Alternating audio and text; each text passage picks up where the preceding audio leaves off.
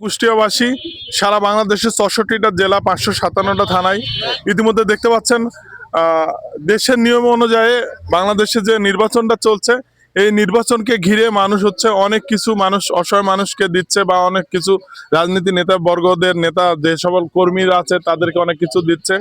আমি বাংলাদেশ জাতীয়তাবাদী দল বিএনপির যে সকল নেতাকর্মী আছে সবাইকে ভক্তি ভালোবাসা জানাচ্ছি।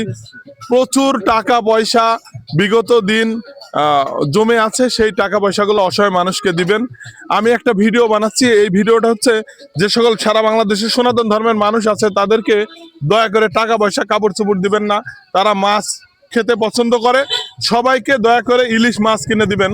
আর এই ইলিশ মাছের ভিডিওটা আমি বানাচ্ছি এই কারণেই যে আপনি পোশাক দিবেন ছিঁড়ে যাবে, এই মাছ দিবেন খেয়ে মুখে স্বাদ করে 5 জনকে গল্প করতে পারবে যে আমি ইলিশ মাছটা খেয়েছি অমুক দলে থেকে। ধন্যবাদ। এই ভিডিওটা দেখে যদি কারোর ভালো লেগে থাকে, আমি মনে করেন ইলিশ মাছটা আমি এই ছেলেটাকে দিলাম, এটা আমার তরফের না, মাছটা তারই, আমি তাকে একটা ভিডিও বানিয়ে দিয়েছি। এইভাবেই বোঝানোর জন্য আমি ভিডিওটা বানাইছি। ধন্যবাদ।